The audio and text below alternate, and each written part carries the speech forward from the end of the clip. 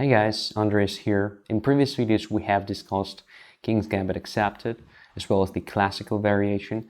In this one we're going to focus on the Falkbeer Countergambit. It goes like e4, e5, f4, and instead of taking on f4 or playing bishop to c5, black counterattacks with this d7, d5 move. So white has just attacked e5 pawn, black is doing the similar thing to e4 pawn. And white has to make a choice, which pawn to take. It's rather simple, in fact, because f takes e5 is still not an option because of queen to h4 check, attacking the king and e4 pawn. So it's similar to the classical variation here.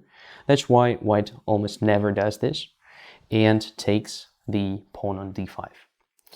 And here, black has a choice between two interesting moves. The one is just to capture the pawn on f4, and another one is to ignore the stuff and to play e4, grabbing some space. So let's focus on e4 because it is exactly the original idea behind the Falkbeer Countergambit. That's why, by the way, it is called a Countergambit. So black is trying to get some benefits at the cost of the pawn because you never know if you will have a real chance to regain this. So nowadays it's not so simple to say if it is a good option for black, because white has pretty convincing way to deal with the pawn e4. For example, it's possible just to undermine it immediately with the d3 move, and after say knight to f6, d takes e4, knight captures e4, to continue the development with the knight to f3. So at the moment, black doesn't have the advantage in development whatsoever. White is a pawn up. But black may create some nasty threats after bishop to c5. As you can see, black is attacking f2 square with both the knight and the bishop. White continues with a natural move queen to e2. Why it's natural? Because, well, it avoids the fork on f2, also pins the knight and attacks it. So it's not so simple to protect the knight, but black has some tactical tricks here. So bishop goes to f5, and it's really the moment where if you play it as white, you just have to know what to do next. Because if you continue with g4 move, which looks pretty attractive, you just attack the bishop, which is the single defender of the knight e4, then black may simply castle. And after castling, it appears that black has a serious initiative along the e-file. Let's say the bishop is captured, the rook goes to e8, now creating a bunch of different threats, including simple knight to f2 jump, attacking the queen and the rook simultaneously. Also pay attention that it's not necessarily an option for white to close the e-file with the help of knight to e5, because the knight has to protect h4 square. Once the knight is not on f3, black will have this very strong move queen to h4 with the attack against the king. So normally the queen goes to g2. It's a safe square, at least here the knight cannot offend the queen, but the knight anyway jumps to f2 with check, and after bishop to e2, the rook is captured. Whereafter, queen captures the knight and queen captures the pawn on d5.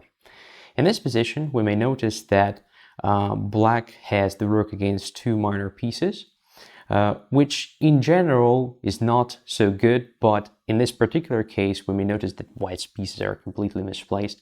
They're not developed, they're not coordinated, the pawn structure is damaged, so black is definitely having a good time here. So instead of playing g4, white has to do something different.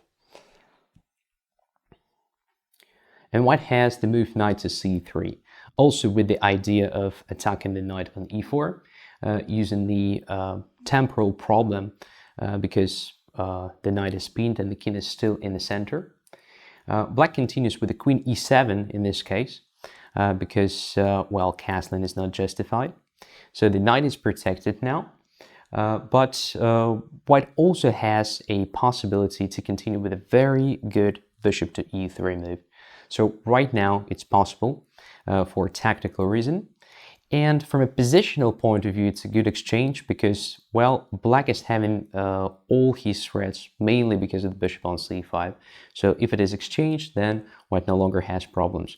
Moreover, bishop e3 is a preparation of castling long. That's the point here. And after knight takes c3, which looks like the move which wins a piece because bishop on e3 is hanging simultaneously with the queen, white has an intermediate capture on c5. So queen is pinned now, and knight takes e2 looks like the only normal option.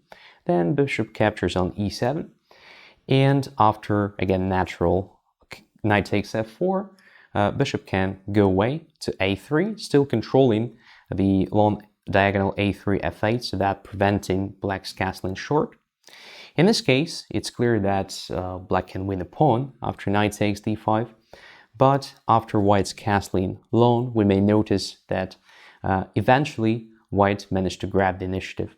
Because position is quite open, black's king is still not safe, knight is hanging, white has pair of bishops, and it's going to be like, you know, a very rapid development, like bishop c4, bishop b5 check, followed by rook h1 to e1, and position may become really dangerous for black in the nearest future.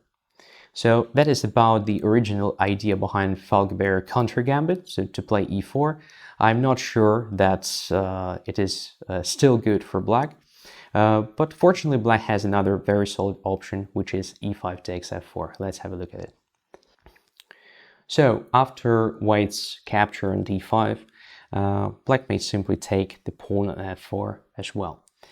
And we get one of the most typical pawn structure for King's Gambit. Well, at least it happens in so many games, in so many different lines, that everyone who considers to play King's Gambit with white or against the King's Gambit with black should simply know what to do here. So after this, e takes f4, white usually chooses between knight to f3 and bishop to b5 check. Let's start with the bishop to b5 check. So the point is simple. White is trying to complete his development on the king side as fast as possible. Black usually plays c6 move, undermining the pawn and combining it with developing his knight. So d5 takes c6. White doesn't have anything better, I guess. Knight takes on c6, and here white continues with the knight to f3. So for now, material is balanced, but black has to be very careful because f4 may soon become an object of attack for white. Normally, black responds with the bishop d6, just to continue the development of the king side pieces and to protect the f4 pawn in advance. White plays d4, also very natural move, because now white has a majority on the queen side, so why not to push the pawns? Moreover, it is a central move, so white controls the center much better after that. Black continues with the knight to e7. We have already seen this way of developing the knight in previous videos, so it's rather flexible. Knight may go to f5 from here, or maybe to d5, then occupying e3 square. That's the whole point behind this knight's development here, because our f4 pawn actually controls the e3, which was weakened after d4. White castles, black also castles here. And now white has two options. The one is just to continue the development with the knight to c3. Another one is a bit more aggressive, which is c4.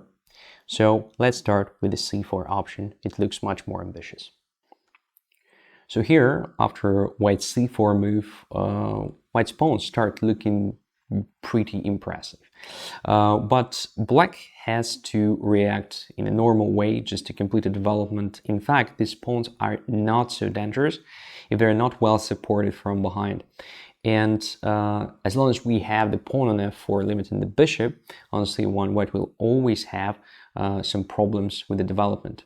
So black's response here should be something like bishop to g4, pinning the knight. We also start fighting against white's pawns with the help of our pieces. Pay attention that we no longer have a lot of pawns being able to influence the situation. That's why we have to rely on the power of our pieces. That's why it is so important to bring our pieces to most efficient positions. White may continue with the knight to c3 now, and black continues with the natural knight to f5 move. So pay attention how black's pieces are coordinated now to attack the d4. Bishop pins the knights, and both knights are attacking d4 at the moment. And if white continues with something like d5 here, Well, it's definitely good news for black, because in that case, c5 square is weakened, diagonal a7, g1 is weakened, and there may be something like bishop to c5 followed by knight to e3 very soon. There may be also some ideas based on bishop c5, king h1, and even knight to g3. So sometimes some ideas like that may work. So normally white tries to start with the c5 here, just to make the c5 square no longer available for black's bishop, because as you may notice, bishop is pinned to f4 pawn, so it has to go away somewhere along b8 h2 diagonal. So probably bishop b8 is an option here. Well, it's an interesting question, which square is better, c7 or b8? B8 is a bit safer in case of white's d5 and immediate d6 idea, so bishop is not under attack, which means we have more flexibility as black. So white may try d5 here, but now the knight jumps to d4. This is very important resource because the knight is pinned, and our knight now occupies very strong position in the center, attacking the bishop, also exerting pressure on the knight f3. And we should not be afraid of something like d6 in the nearest future, because in that case we can undermine c5 pawn, or simply attack this c5 pawn, which is the single defender of the d6. So once again, these pawns are not so well supported from behind. For example, bishop steps back to e2 just to protect the knight, because if it's not the case, then we may consider taking the knight, damaging the pawn structure. So bishop goes back to prevent it. Then we take the knight with the bishop, because it's much more logical to save this powerful knight on d4.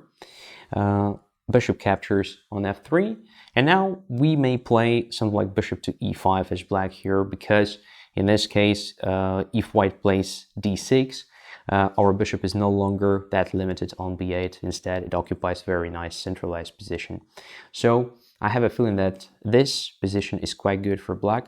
All of these pawns look powerful, but they're not well supported, so that black has good resources to fight them. And pay attention to black's presence in the center here. So white is definitely struggling to find good squares for his pieces, because so many squares are just controlled by black's minor pieces in the center. So let's get back now to the moment where white played c4 and look at what happens if white chooses just a normal development with the knight to c3. So in this position, instead of playing c4 move, white may play knight to c3. And in this case, black may react in a similar way. So bishop just goes to g4, pinning the knight and exerting additional pressure on d4 pawn. But compared to a previous line, white may overprotect his central pawn. After playing simple knight to e4 move, also placing the knight to a very good square in the center, controlling a lot of important points, including c5. Bishop usually steps back because black doesn't want to lose this bishop. It plays a very important role protecting f4. And white may continue c3, so it's definitely that option that white doesn't have when he plays c4. So in this case, white's center is completely safe. For black, it's not so simple, again, to make all the pieces active here because of restricting power of white's pawn center. But I have a feeling that this position is pretty balanced anyway.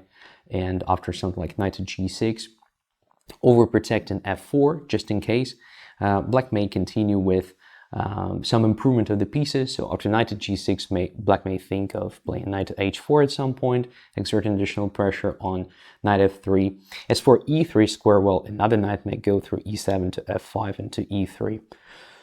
As for white, it is important to find a way to activate the dark squared bishop, but in the worst scenario, it's possible just to put it on t2 for some time to make it control e3, but to coordinate the heavy pieces. So it's hard to say who's better here. I guess it's just a balanced position. Let's switch now to another option, which is knight to f3. So in addition to bishop b5 check, there is also the possibility for white to continue with knight to f3 first, because you never know, maybe you don't want to occupy b5 square, maybe c4 will be a better option.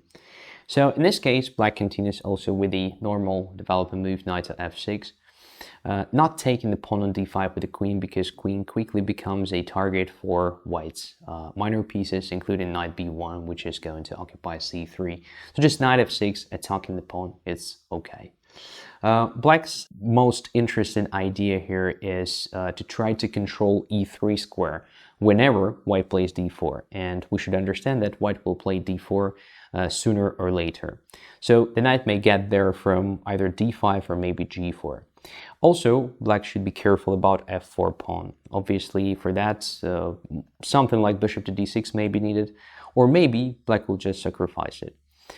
So white normally tries to activate a light squared bishop and to castle as fast as possible, just to use this slight underdevelopment of black, because normally black tries to eliminate d5 as soon as possible, so it takes some time, and hence bishop e7 followed by castling is sometimes not played in time. Anyways, let's continue with the line. Bishop goes to c4 here, knight captures on d5, and white simply castles. So black should be careful here, because white is ready to play rook e1 check already. Another common idea here is just to play d4, whatever happens, and try to eliminate f4. Sometimes white is not against even to take the knight on d5 for that purpose. So one of the most solid and interesting continuations here for black is bishop to e6. And now white has to be careful, because bishop e6 has very concrete idea behind it. For instance, if white simply plays d4 here, then it's possible to play knight to e3. So black is using the fact that bishop on c4 is hanging, and there are two outcomes after knight e3. The one is to take on e3, where after black is winning some material, so bishop captures on c4, and as we may notice, e3 is hanging as well as f1. So the best option for white is obviously to give up an exchange, and white definitely has some practical compensation here, especially if black is not really good defender. You may notice easily that black doesn't have developed pieces at this moment, but it's fine, because white doesn't have really active pieces either. So it's black's turn to move, and it's possible to just play something like bishop d6, let's say. So my opinion is that white doesn't have sufficient compensation for missing exchange here. Another possibility, instead of sacrificing the exchange, white may think of the move bishop to b5 check. So right after knight to e3 move, bishop goes to b5 with check, and only after black defends the king with c6 move, white captures on e3. In this case, obviously white doesn't lose the exchange, but after f takes e3, bishop somewhere, and bishop to d6, I have a feeling that black simply has no problems. Pay attention to the fact that black is still a pawn up, so white still has to do something to win the pawn on e3, and even if this pawn drops, black has no problems with finding good squares for his pieces. So position just looks nice for black. That's why after bishop to e6 move, white has to be very careful and avoid playing d4. Instead of doing that, it's much better to play bishop to b3 to have the bishop protected in advance, and black has nothing better than to keep on developing his pieces. For example, bishop goes to e7. Now white has two interesting options. So it's clear that white needs some activity in the center, and there are two ways to start it. So either to play c4 followed by d4, for instance, or just to start with the d4 and to see if c4 is even needed. Let's start with the c4, more straightforward move, attacking the knight. I believe black has different options here, but let's focus on knight to b6. It looks natural because we attack the pawn on c4. White may continue with the d4 here, sacrificing the pawn on c4. It's a real sacrifice because if we take on c4, white cannot really punish us for it. So if bishop takes on c4, bishop takes on c4, and queen goes to a4 check, we have b5, so bishop is safe there. Instead, white normally captures on f4, which is interesting. So f4 is eliminated. There is no longer this restricting power, and the bishop of white, which is now on f4, is quite active, exerting some annoying pressure. And there are different ways to play this position, but it feels like the safest one for black is to put the knight on b6 immediately.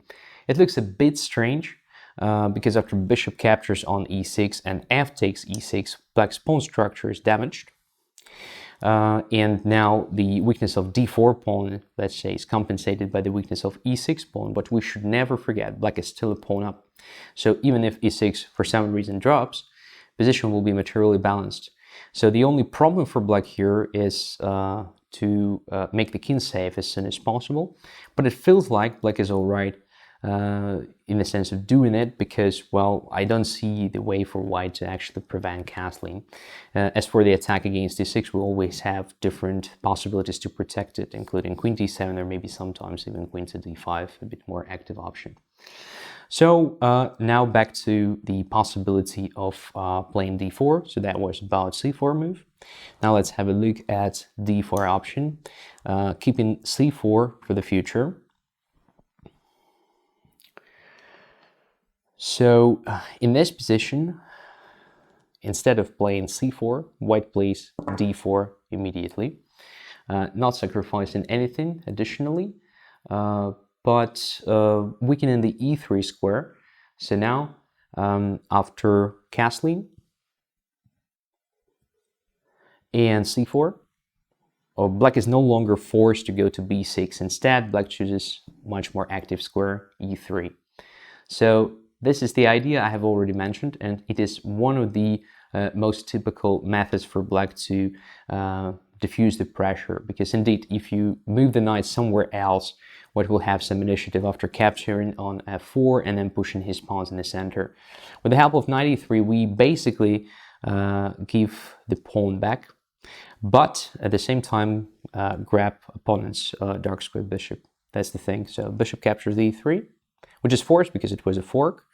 F captures on the e3, and now after queen to d3 move, this pawn is under attack, and it's not so simple to save it. But black is not going to do that. So bishop goes to f6 now. One of the possibilities, also not the single one. White continues with the knight to c3, so pawn will drop next move. And that is the situation we have also discussed in the introductory video to this series. So as soon as black loses the pawn on e3, black can no longer rely on the power of his pawns, because there are no pawns anymore in the center. So white has a superior pawn structure if we talk about the center. White can basically push his pawns there and grab more and more space. So it's very important now to find good squares for his pieces. That's why black starts finding the squares right now, even before white managed to capture the pawn on e3. So one of the possibilities here is to play c5. Again, it's not the only one, but I find it pretty convincing. And after white's d5 move, bishop goes to g4. So what's the point behind it? Now black is fighting for dark squares. After queen captures e3, black simply takes the knight on f3, and after forced queen takes f3, otherwise there would have been bishop to d4 winning the queen. So queen has to take on f3. Black continues with the knight to d7, and I think this position is more or less balanced. Why? Because, well, white no longer has a powerful knight on f3, which restricted black's minor pieces. Now black has very interesting outpost on d4, which may be used by the bishop in the nearest future, and maybe later on with the knight as well. It depends on how the pawn structure will be changed. The knights may find a good spot on e5, and the fact that we have opposite colored bishops says that, well, everything depends on who first starts the attack, but it doesn't feel like either of the sides has real chances to achieve anything, at least in the nearest future. So I think it's a good way to make a draw, or at least, to have a balanced position, which is a good foundation for fighting for something more with both colors. So that's basically it for Falkbeer Countergambit. We have discussed the original idea, which is e4, and e takes e4, which is a bit more interesting in my opinion. at least nowadays. I guess you should have a good foundation for practicing this. At least you have a deeper understanding what this line is, and you can learn it a bit deeper. In any case, I hope you'll get better results with both colors. Thank you for your attention, and see you next videos. Bye.